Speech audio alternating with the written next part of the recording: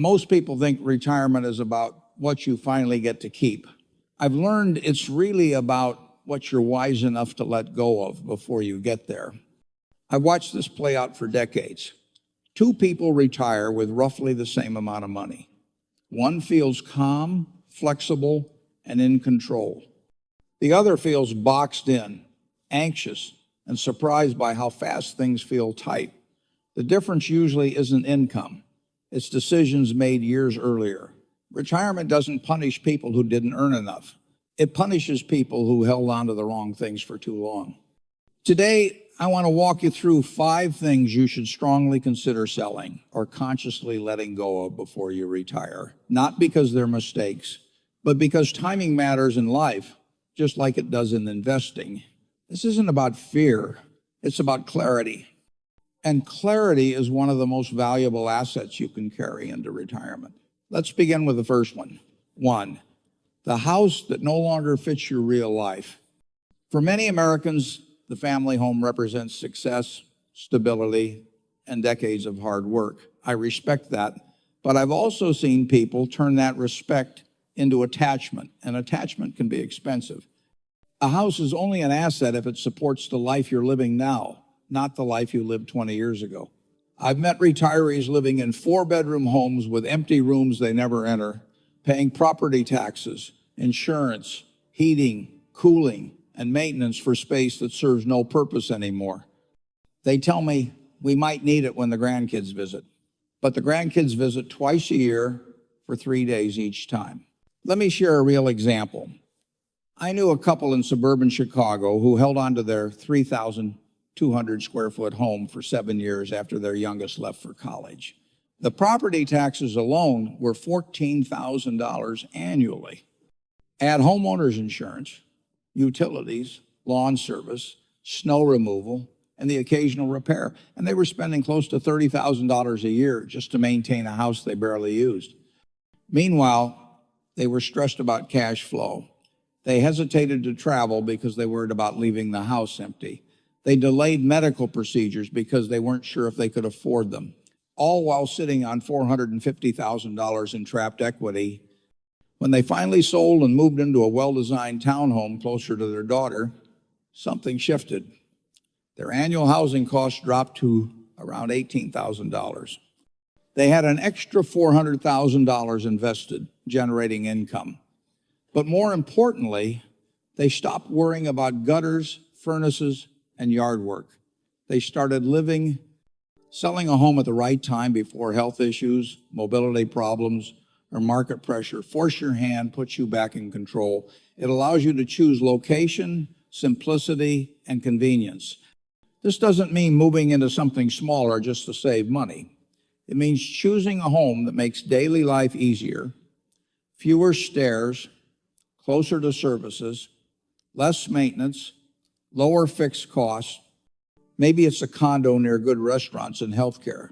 Maybe it's a ranch-style home in a warmer climate. The point is intentionality. I've also seen people do this successfully by moving closer to adult children, cutting travel costs and strengthening family connections, or relocating to states with lower taxes and better weather, which reduces both financial and physical strain. Action step. Pretend you are buying your retirement home today with fresh eyes. Write down the top 5 features you truly need for the next 20 years. Then compare that list honestly to the home you live in now. If they don't match, it may be time to sell while you still have flexibility. 2, investments that depend on luck instead of understanding. I've always believed that risk comes from not knowing what you're doing, that belief doesn't change just because you've reached a certain age, but the consequences do. Early in life, time forgives mistakes. If you're 35 and the stock drops 40%, you have decades to recover. In retirement, time becomes precious. Volatility hits harder because withdrawals are happening at the same time as market swings. I've seen retirees hold on to speculative stocks, private deals, leveraged real estate, or complex financial products simply because they once performed well. Past success creates emotional attachment, not future safety. Let me give you an example. I met a man who had invested $80,000 in a technology stock back in the early 2000s. It had grown to $320,000 by 2021. He was proud of that win. He talked about it at dinner parties. When the stock began declining in 2022, he held on, convinced it would bounce back because it always had before. By the time he retired in 2024, that position had dropped to $140,000. He needed that money for living expenses, but he was forced to sell at a loss just to generate cash flow. What made it worse was that he didn't fully understand the company's business model or balance sheet. He was holding based on emotion and past performance, not current reality. Here's the truth. Retirement isn't the stage of life to prove how clever you are. It's the stage to protect what already works. That doesn't mean abandoning growth altogether. It means shifting toward investments that produce steady income, preserve capital, and are easy to explain. If you can't explain why you own something without using jargon, that's a warning sign. I've seen people successfully transition by moving a portion of their portfolio into dividend-paying stocks, high-quality bonds, or index funds that track broad market sectors. One retiree I know moved 40% of his portfolio into investments that generated monthly income bonds, REITs, and dividend aristocrats. He kept the rest in diversified stock index funds for growth. That balance gave him stability without sacrificing long-term potential. The goal isn't to eliminate all risk. It's to eliminate risk you don't understand or can't afford to take. Action step. Take every investment you own and write a one-sentence explanation for each. I own this because it provides steady income, or I own this because it protects purchasing power, or I own this because it diversifies risk.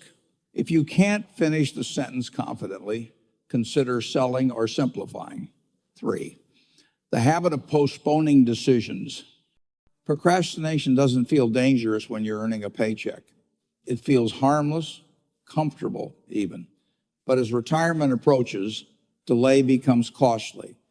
I've watched people avoid retirement planning because it feels overwhelming. They don't want to look closely at healthcare costs, taxes, or income timing.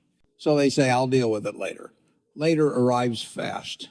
I knew a teacher who planned to retire at 65. She had a pension coming, some savings, and Social Security on the horizon. But she never sat down to calculate exactly how those pieces fit together. She assumed it would work out. When she finally retired, she discovered that her pension didn't include cost of living adjustments.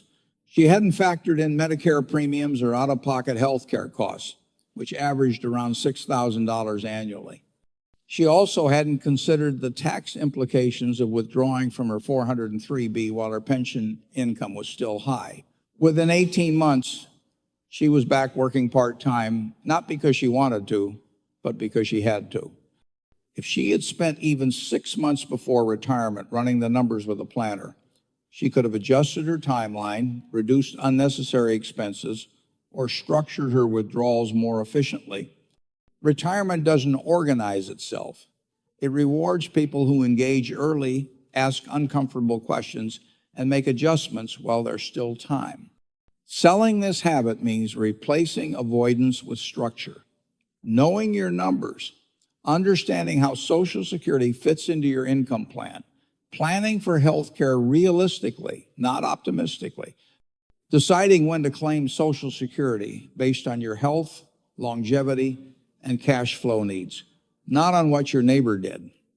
I've seen people turn this around by setting quarterly planning meetings with themselves or a trusted advisor. Just 1 hour every 3 months to review progress, adjust assumptions, and identify gaps. That small habit creates momentum and eliminates the paralysis that comes from letting everything pile up. Action step. Schedule one planning session, no distractions within the next 2 weeks. Write down your expected retirement income, fixed expenses, and flexible spending. The numbers don't have to be perfect. The act of writing creates clarity, and clarity reduces anxiety. 4, spending habits that no longer match what truly brings you joy. Many people don't realize how much of their spending is driven by stress, convenience, or routine rather than happiness. While working, income hides inefficiency. In retirement, inefficiency becomes visible. I've seen retirees keep expensive vehicles they barely drive, subscriptions they never use, and lifestyle expenses that were designed for a working schedule, not a retired one. Let me share a story. A couple I knew owned two cars, a luxury sedan and a high-end SUV. Combined, they were spending around $1,400 a month on payments, insurance, and maintenance. When they retired, they realized they almost never drove separately. One car sat in the garage for weeks at a time. They sold the second vehicle. That single decision freed up nearly $17,000 annually, which they redirected toward travel. They took a trip to Portugal, spent time with their son in Colorado, and still had money left over. They told me later that giving up the second car didn't reduce their quality of life. It improved it because it funded experiences they actually cared about. This isn't about cutting everything. It's about choosing intentionally. I've also seen people cancel cable packages they never watched, gym memberships they hadn't used in months, and dining habits that were driven by convenience during their working years but no longer made sense. One retiree saved $400 a month just by cooking at home more often and canceling subscriptions he'd forgotten existed. The happiest retirees I know spend generously on what matters and ruthlessly eliminate what doesn't. They spend on health, relationships, experiences, and freedom. They stop spending on status and autopilot habits. Action step: track your spending for one full month. Then ask one question of each expense. Did this actually improve my life? If the answer is no, sell it, cancel it, or scale it back. Retirement rewards simplicity. 5, the belief that your identity is your job. This may be the most difficult one, especially for people who worked hard, built careers, and took pride in providing value through work. I've known people who were financially ready for retirement but emotionally unprepared. They didn't miss the paycheck, they missed the structure, the respect, and the sense of contribution. I remember meeting a corporate executive who retired after 30 years with the same company. He had planned meticulously. His finances were in order, his health was good, but within 6 months, he was miserable. He missed the meetings. He missed solving problems. He missed being the person people came to for answers. Without work, he felt invisible. His wife noticed he was sleeping more, watching more television, and growing increasingly withdrawn. When work disappears without something to replace its meaning, retirement can feel empty. The turning point came when he started volunteering with a nonprofit that helps small businesses develop financial strategies. Suddenly, he had structure again. He had contribution. He had purpose. His skills mattered, just in a different context. Selling this belief means redefining value. You are not your title. You are not your productivity metrics. Your worth doesn't expire when your career does. Purpose in retirement might look different. It might come from mentoring younger people, volunteering, learning something new, supporting family, or simply being present in ways work never allowed. I've seen retirees find deep fulfillment by teaching part-time at community colleges, serving on nonprofit boards, coaching youth sports, or even starting small passion projects that generate modest income but significant satisfaction. Action step: before you retire, write down 3 ways you want to contribute after work ends. Not hobbies, contributions. Purpose grows when it's planned, not when it's left to chance. Bringing it all together. Let me bring this together. Retirement isn't a single decision. It's the result of dozens of small, thoughtful choices made years in advance. Selling the right things before retirement creates space financially, emotionally, and mentally. Space to breathe, space to adapt, space to enjoy what you worked so hard to build. I've always believed the best decisions are made calmly, long before pressure arrives. Retirement is no different. The people who thrive in retirement aren't necessarily the ones with the most money. They're the ones who let go of what no longer serves them while they still had the power to choose.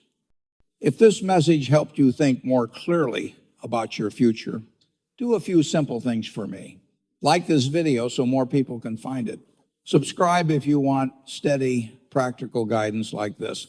Share it with someone who's approaching retirement but hasn't had these conversations yet. And in the comments, tell me which of these 5 hit home for you. Take care of your future self. That's the one investment that never stops compounding.